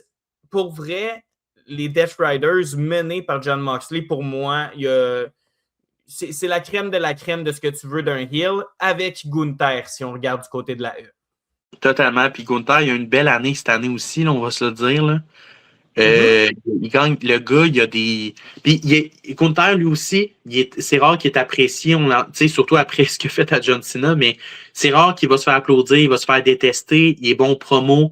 Il peut être aussi nommé comme lutteur de l'année pour tout ce qu'il fait. Ce gars-là est incroyable. Gunther, c'est un de mes lutteurs pour vrai préférés depuis plusieurs années maintenant.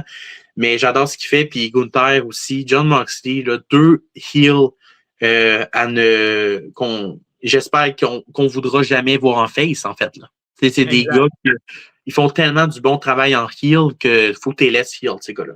Babyface de l'année. Oh boy, je veux t'entendre. C'est qui ton babyface de l'année? C'est qui ton que t'achèterais un chandail ou je sais pas trop? Parle-moi. Ben moi, je trouve que mon choix était quand même facile. OK. Parce que je me suis penché vers John Cena. Nice.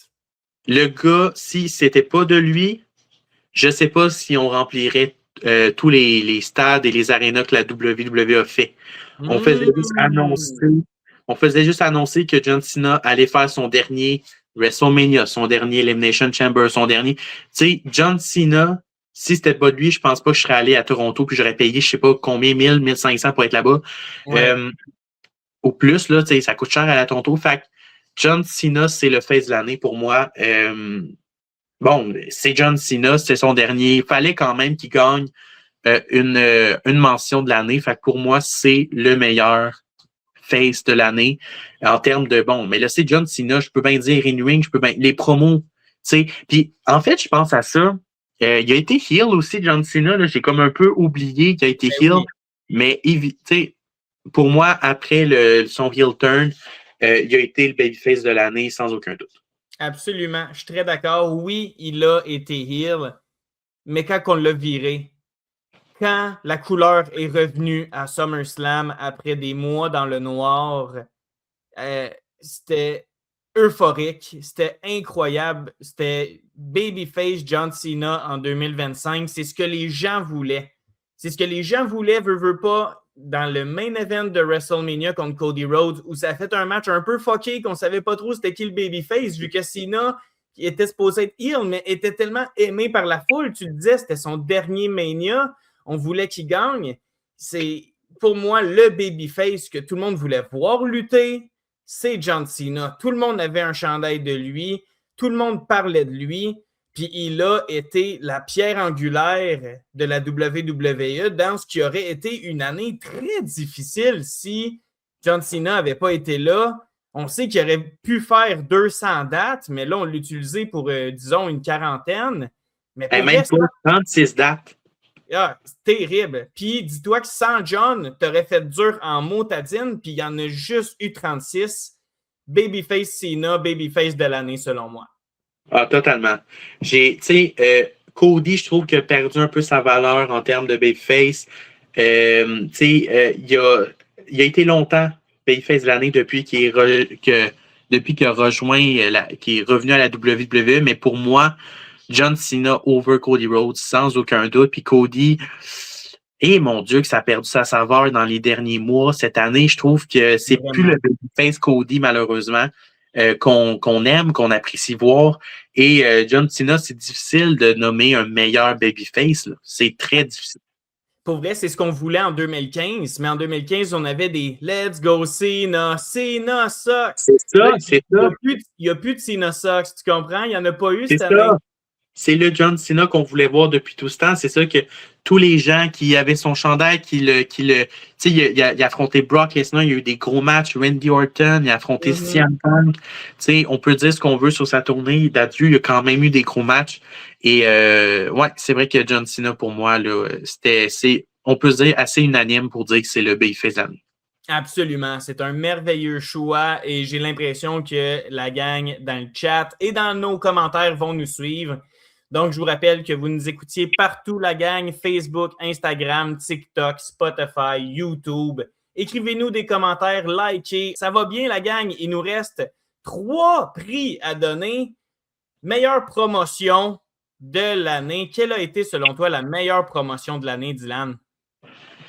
Ben là, je pense que on est rendu, tu sais, avec le déclin de la WWE au niveau tu sais, des décisions prises, avec storylines, tu sais, mettons, il y a 2-3 années, j'aurais dit WWE, mais là, je suis obligé de mentionner AEW à cause des pay-per-view. Ouais. On dirait que malgré le, tu sais, Full Gear, par exemple, là, c'était-tu Full Gear il y a récemment qu'on se disait, hey, il y a un pay-per-view, on ne savait même pas. Ils ont quand même été capables de livrer la marchandise dans le pay-per-view. On dirait que quand je pense à la lutte que j'aime, tu sais, de la lutte, l'histoire qui est racontée dans le ring, de la bonne lutte, je suis obligé de parler d'AEW. C'est dur avec WWE, avec l'Arabie Saoudite, avec les prix montants, avec la publicité qui est juste ça, tabarouette. On dirait que je suis obligé de mentionner AEW. On dirait que en termes de, tu sais, c'est quand tu veux voir de la bonne lutte, tu regardes AEW, tu ne seras pas déçu. Quand j'ai assisté à All Out, j'ai fait. Oui, t'étais là, c'est vrai. J'étais là, tu sais, je me dis, crème, j'ai eu, tu sais, mettons, j'ai assisté à Elimination Chamber puis All Out. Ouais. Les deux étaient à Toronto. L'un était au Rogers Center, l'autre au Scotiabank Arena. Puis, j'ai vu la différence de genre, AEW, j'étais, tu sais, avec mon père les deux fois, puis mettons, Elimination Chamber, tu as le temps d'être de même pendant 15 minutes. Ben oui. Assis de même, puis il se passe rien, c'est genre publicité, là, il y a eu 4 matchs, t'es là. AEW il y avait 1 heure avant le show, il y a eu 4 heures de show, t'étais 5 heures, t'es debout, là. Parce que t'as de la lutte sans arrêt. Tu sais, je comprends que 5 heures, c'était long, mais crime, quand tu vois Eggman contre Carl Fletcher, puis t'attends ce match-là longtemps, tu sais, je sais pas comment expliquer, mais en termes de in-ring, en termes de lutte, c'était rempli, l'ambiance, rien à dire, c'était super plaisant. Je suis obligé de mentionner W. Pour moi, c'est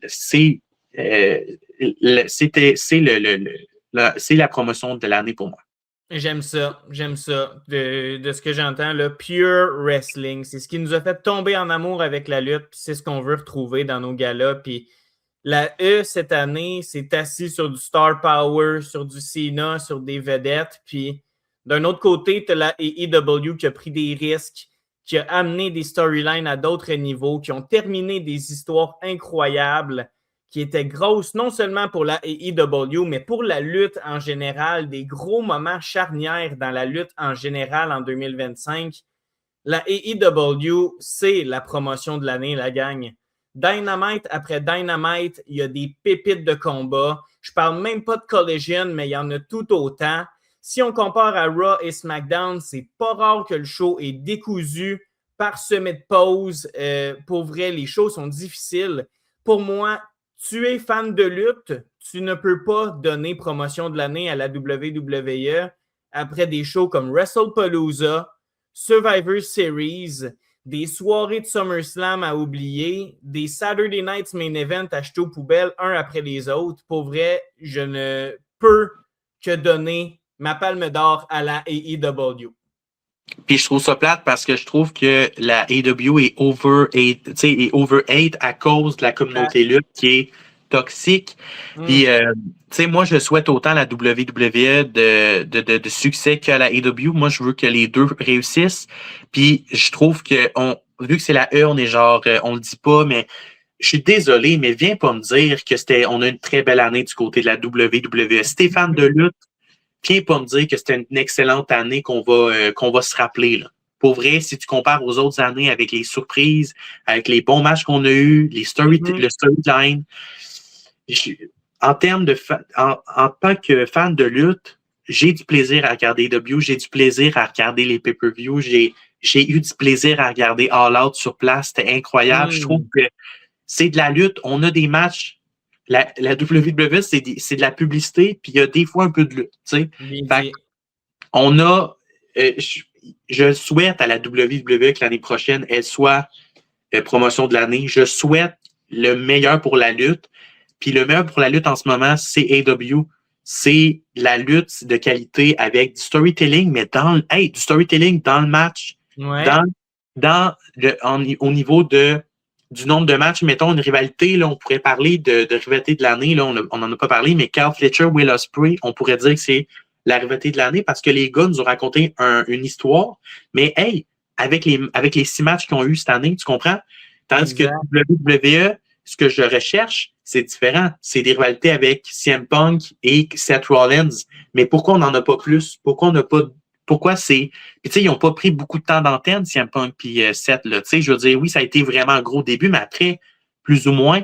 Puis là, c'était vraiment la Vision. Puis bon, c'était des main events de Raw, la même chose à chaque semaine. Donc, pour toutes ces raisons-là, pour moi, c'est AEW. Puis New Japan, ben, rapidement, là, si on fait le tour des grosses promotions de New Japan, c'est en déclin. J'espère que ça va revenir avec Wrestle Kingdom en début d'année. Mais pour vrai, AEW, j'ai rien à dire. C'était une très belle année pour eux. Avec All In, justement, qui était un des meilleurs pay-per-view de l'année. 100%. Tu énumères plein de bonnes raisons, pour vrai. Mention honorable à CMLL aussi, qui j'ai vu plein de belles statistiques. Peux-tu en parler? Je vais parler à travers mon chapeau, là, mais ils font bien CMLL. Là. Là, oui, j'ai regardé, il y a pas longtemps, c'est le fun que tu en parles parce que j'ai regardé un documentaire sur la CMLL rapidement, puis c'est la promotion la plus vieille, la plus ancienne. Ils ont commencé là je veux pas mentionner la date parce que je l'ai oublié, mais ça fait tellement longtemps que ça existe. Puis ils ont fait des records en termes d'attendance. À chaque semaine, ils remplissent une aréna super légendaire au Mexique. CMLL, ils ont travaillé avec la AEW, c'était pas. Puis tu sais, CMLL, là, ils ont du bon talent, là. Puis des lutteurs que j'ai découvert grâce à AEW que j'ai fait wow. C'était incroyable. Puis CMLL, on pourrait le mentionner comme étant une des meilleures promotions de l'année à cause des records qu'ils ont fait, à cause de. Je pense qu'il n'y a eu aucune promotion de lutte qui a été aussi constante que la CMLL. Je vous invite à aller voir. Écrivez CMLL, vous allez trouver un petit documentaire, c'est de quelques minutes, un gars qui en parle, puis j'ai trouvé ça tellement intéressant de comme, OK, j'en apprends un peu plus sur la CMLL, puis comme tu mentionnes, on peut mentionner comme l'une des meilleures promotions de l'année à cause de la constance, à cause des records qu'ils ont fait. Puis eux autres, ça fait des années et des dizaines d'années qu'ils sont là. Ils ont fait leur show, le 95e anniversaire, je crois, cette année, il n'y a pas longtemps. Donc, crime, c'est impressionnant. Puis, j'en connais un peu plus sur la lutte au Mexique, qui est quand même importante là, au Mexique. C'est plus important que plusieurs sports. Donc, je vous invite à aller voir ça. C'est vraiment intéressant. Très, très, très intéressant. Avant-dernier prix, découverte de l'année. Donc, masculin, féminin. On veut une découverte, quelqu'un qui peut-être faisait absolument rien en 2024 et là en 2025 est ressorti comme un diamant dans garnotte. Peu importe, je veux t'entendre, Dylan, ta découverte de l'année dans le monde de la lutte en 2025. Pour vrai, je pense que c'est une de mes catégories préférées de toutes parce que moi, ça a été assez rapide parce que c'est moi qui te l'avais proposé parce que j'étais genre, à chaque année, c'est le fun de revenir sur quelque chose, soit un lutteur, une promotion, un show, une découverte, ça peut être n'importe quoi, un move, ça peut être vraiment n'importe quoi. Mais moi, il y a un lutteur qui m'a vraiment marqué cette année et qui est la découverte de l'année pour moi. Je sais pas si tu vas être d'accord avec moi, on va pas en discuter, mais Bronson Reed. Oh! Ce gars-là, je l'appréciais déjà, je l'avais connu, en tant que Jonah, il s'appelait Jonah à New Japan, on l'a vu à NXT, on l'a vu évoluer, mais je trouve que, tu sais, quand on parle de lutteur, qu'on lui donne de quoi, puis qui est décevant, Bronson Reed, c'est pas le cas. Il est pas déçu. Lui, on lui a donné quoi et il en a fait quelque chose d'incroyable. Ce gars-là, c'est ma découverte de l'année. On lui a donné de Vision, on lui a mis avec Paul Heyman, avec Seth, tu sais, avec des stars. Il a fait partie du clan le plus important de la WWE pendant toute l'année. Et il a affronté Roman Reigns à Clash of Paris. Ça a été pour moi un très bon match. J'ai adoré le combat. Puis Bronson Reed, il bouge très bien dans le ring. J'ai adoré. Moi, s'il y a bien un moment que je me souviens du Wargame, c'est quand Bronson Reed a fait son move, son fameux tsunami à 6 lutteurs. C'était à tous les lutteurs, j'ai adoré ça. C'est ce que je retiens de Wargames parce que j'ai trouvé que ce show-là était décevant. Mais pour moi, c'est la découverte de l'année. J'ai hâte de voir ce que Bronson Reed va faire. Donnez-lui un titre, donnez-lui quelque chose de plus parce que je trouve qu'il mérite, puis il mérite cette place-là. Puis c'est pas un lutteur qu'il y a quelques années, on serait dit, crime, ce gars-là va faire partie du clan le plus important de la WWE. Je sais pas ce que tu en penses. Mon Dieu, c'est tellement. J'y avais pas pensé, mais c'est vrai. On parle peut-être en ce moment, semaine après semaine, du enforcer, du big guy le plus crédible qui démolit tout. En tag team, en simple, sur le top d'un char, il tue n'importe où, n'importe qui. Quel bon choix de découverte. Le gars, il est capable d'avoir des bangers en solo également. Mon Dieu, pour vrai, tu me surprends. Je ne m'attendais pas à ça, mais Bronson Reed, je suis 100% d'accord. Il a même été capable de nous coter des bonnes promos. Puis c'est rendu que The Vision ne serait pas pareil sans lui. Puis je pense pas que j'aurais dit ça au début. Là. C'est incroyable la progression comme ça que Bronson Reed a eue. Là. Totalement. Puis je trouve qu'il nous a jamais déçus. Tu sais, dans les pods, on en a parlé. Tu sais, mettons, on a parlé du match contre Roman Reigns. On n'a jamais été déçus. Je te disais que Bronson Reed contre Roman Reigns, ça va être bon. On va être surpris. Et je trouve que Bronson Reed a super bien paru. Il a même battu Roman Reigns, ça se peut-tu? Il a battu Roman avec une intervention, je m'en rappelle. Ouais, je me rappelle pas. Ou peut-être qu'il y avait les souliers, mais finalement, Roman avait repris ses souliers. Mais semble Roman avait gagné à Paris. 12 seconds later. Ah ouais, je pense que Roman a gagné. Je pense que t'as raison. Il me semble que Roman avait gagné ça, mais en tout cas, malgré sa défaite, entre les deux, c'est Bronson Reed. Malgré sa défaite, pour moi, Bronson Reed a gagné quand même à cause de. Il est sorti de là encore plus crédible que jamais. J'aime ça. Moi, rapidement, j'y vais pour une fille qui a fait ses débuts sur le main roster du côté de SmackDown. En équipe avec Nia Jax, moi, c'est Lash Legend. Oh my God, je pensais que tu allais avec ça, Luca. Oh, wow, j'aurais pu, mais Lash Legend, pour moi, elle a quelque chose dans son regard, dans son visage qui est, excusez-moi, là, c'est une bad. Pour vrai, là, legit, elle s'en fout de tout le monde, elle fait ses règles, elle a un coup de poing fou. Je le sais qu'elle va démolir Nia Jax à un moment donné. Une star, ben pas une star dans le War Games, mais elle a bien paru dans le War Games facilement, s'est intégrée aussi. Pour moi, c'est ma découverte. Puis Lash Legend, crime. Ça, c'est une genre de Jade Cargill, mais. Hey, c'est vrai, hein? J'aime comment. Hey, c'est totalement vrai. Si Jade luttait comme Lash, elle serait la star que la WWE veut qu'elle soit. Mais là, elle n'a pas le talent de Lash Legend. Lash Legend, elle m'a surpris. Tu sais, je t'avais parlé avant War Games de genre, j'ai hâte de voir comment Lash va apparaître dans le match. J'ai hâte de comment ça vient d'un NXT, on l'envoie dans le War Games.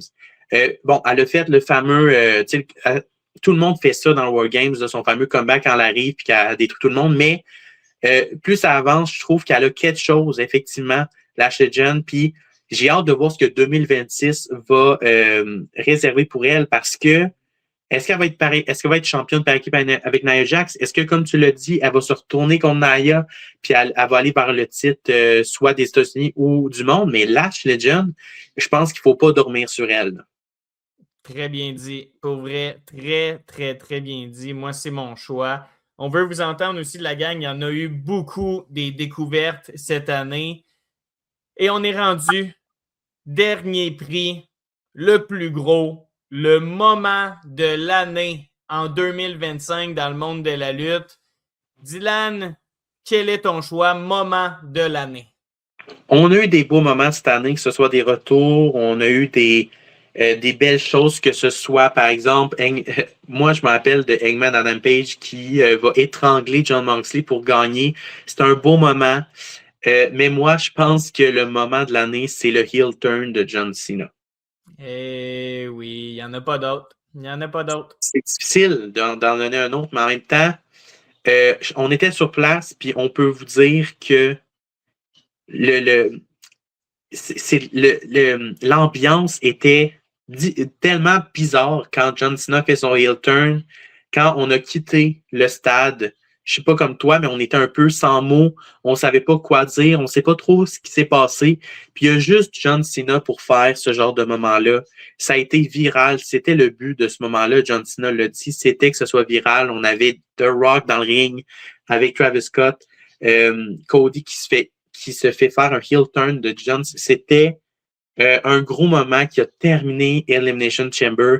Et pour moi, en termes de clics, en termes de moments, il n'y a rien qui va toucher à ce moment-là. Amen. Amen. C'est le plus gros moment de l'histoire, selon moi. Depuis que je suis né, j'ai jamais vécu ce feeling-là de devoir 24 heures plus tard aller reconfirmer Asti, Cena est vraiment tourné heel. Puis je dis ça, puis j'étais là, tu le dis, on était là, puis je ne le croyais pas encore. Puis on était plus que 30 000 à ne pas y croire, bouche bée. C'était un sentiment tellement unique, un sentiment que je suis tellement reconnaissant d'avoir vécu. Et Colin, pour moi, c'est le plus gros heel turn de l'histoire de la lutte au grand complet. Et c'est le plus gros moment de 2025. Il n'y en a pas eu d'autre qui peut accoter la fameuse photo de John Cena qui enlève son sourire pour faire sa baboune. Là. Oh mon Dieu, l'image avec The Rock, Travis Scott, je comprends qu'il y a eu des critiques par rapport à Travis Scott qui était là. Il y en a qui disaient qu'il n'y avait pas d'affaire là, mais je suis désolé, mais je pense que les gens qui connaissent Travis Scott, qui connaissent pas la lutte, ont vu cette image-là à cause de Travis Scott. Puis il y en a peut-être qui se sont intéressés à la WWE après ça. C'est sûr qu'après, on peut se le dire, c'est un peu décevant parce qu'on n'a pas eu de payoff. On n'a rien eu après avec Travis Scott ou The Rock, rien. Mais en termes de moments, rien au monde ne touche à ça. Et même si on le compare aux dernières années, c'est un des plus gros moments de la lutte cette décennie. Ça, c'est sûr. John Cena, on ne pensait jamais le voir heel. On va se le dire, c'est John Cena. Il se faisait détester. Tout le monde le haït et il restait face, un peu comme Roman il y a de ça quelques années. Et il a fait le heel turn avec The Rock dans le ring devant plus de 30 000 personnes à Toronto. Ouais. C'est incroyable. Puis c'est sûr que le vivre sur place, c'est un autre niveau, là, mais c'est sûr que pour moi, c'est sans aucun doute le heel turn de John Cena qui est le moment de l'année. Et c'est ce qui va mettre fin à l'épisode 20 de Sonne la cloche. Merci infiniment tout le monde d'avoir été là. Un gros podcast. Si vous vous êtes rendu jusque-là, likez, commentez, abonnez-vous au podcast. Et si vous nous écoutez sur Spotify, laissez-nous 5 étoiles. Ça nous fait des beaux reviews, ça nous pousse dans l'algorithme et ça pousse notre belle communauté. Dylan, je te laisse le mot de la fin. Je suis, comme on dit, brûlé.